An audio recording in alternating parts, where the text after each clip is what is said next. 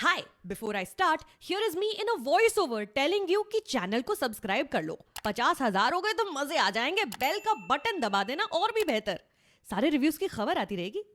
A gangster film without a captivating storyline and emotional core which makes you question your own morals is like a garish balloon at a birthday party. Great to look at, will bring momentary joy, but eventually it is just a shiny object full of air.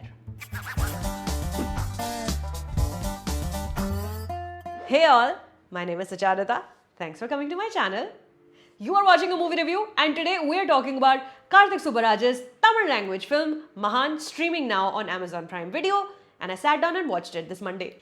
The film tells the story of a man named Gandhi Mahan by his stuffy father who really believed in Gandhian principles like prohibition, etc. Poor kid grows up following rules he doesn't like and also gets married to a woman whose faith in these principles is strong to a fault. Gandhi Mahan has never been allowed to wear Western clothes, watch movies, and of course, touch liquor.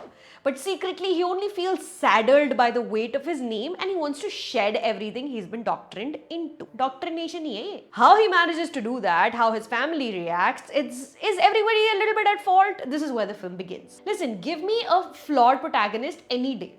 मेरे को नहीं चाहिए saccharine sweet righteous men की stories who can do no wrong. Gandhi is a man who's so besotted by Western pop culture, he dreams of being in their movies surrounded by guns and glamour. A man whose family has forced him to celebrate his birthday a day early every year so it coincides with 15th August, India's Independence Day, thereby completely obliterating his personal identity. A man who takes the first opportunity presented to him, finally at the age of 40, to do what his heart desires. But because he's been repressed his whole entire life, his enthusiasm knows no bounds and he doesn't know where to stop or rather how to stop. It's fascinating how we don't get to choose our own names, no? Mera naam hai Sucharita, which I love. But if Elon Musk was my father, I would probably grow up hating him for naming me some alien symbol language garbage. X, the letter X.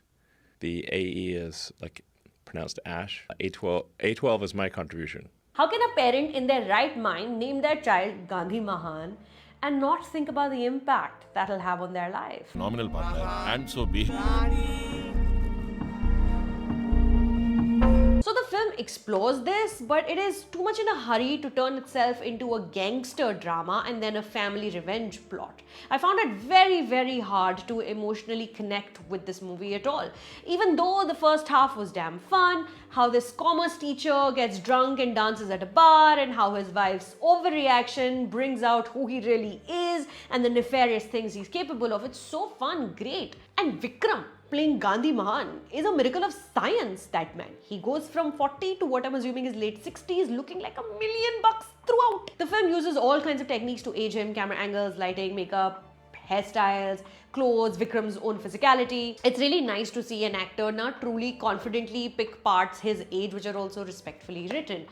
But instead of giving me a character study, the movie suddenly starts giving me minor conflicts with quick resolutions, building up to an interval where his son returns with intentions of his own. Vikram's son, IRL, Dhruv Vikram, plays Dadabhai Nauroji, named after another Indian freedom fighter nationalist. I won't reveal what his conflict/motive for his actions are, but it never sits quite right. For all the Gandhian principles he's grown up with, the man is a stone-cold psychopath.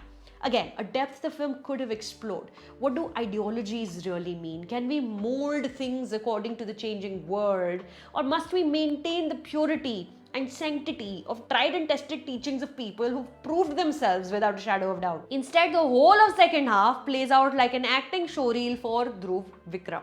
He's a good-looking man who in a better film will most certainly be very, very watchable. But here, everything seems too much of a tailored fit around him. The film loses all authenticity and heart once the sun returns. Which is ironic considering that's what the emotional quotient of Mahan is supposed to be, father-son. A gangster's rise to maddening power is always fun to watch. Run-ins with politicians, cops, exploring of the person's capability of cruelty despite their general big-heartedness, schemes, plans. And while Mahan stays on that course, it's mildly interesting and, dare I say, a fun watch. Like, the film completely derailed for me when it tried to do too much and it got taken in by its own grandiosity. A problem director Karthik Subbaraj's last feature I also felt had Jagme Thandiram. In one scene, Gandhi and Dadabhai Nauroji are physically fighting each other.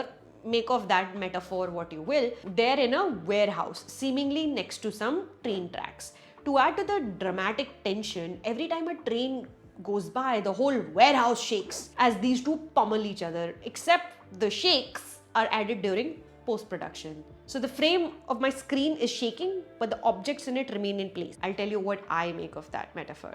The film is supposed to be exciting and exhilarating, full of nervous energy, but like its own protagonist, it doesn't quite know when to stop, building and building and building to a climax, which if not facepalm, at least will make you roll your eyes damn hard. Mahan is streaming now on Amazon Prime Video. This week, let's also talk about another Tamil film, Franklin Jacobs' Writer, produced by Pa Ranjit, whose last feature, Sarapatta Parambarai, had blown me away.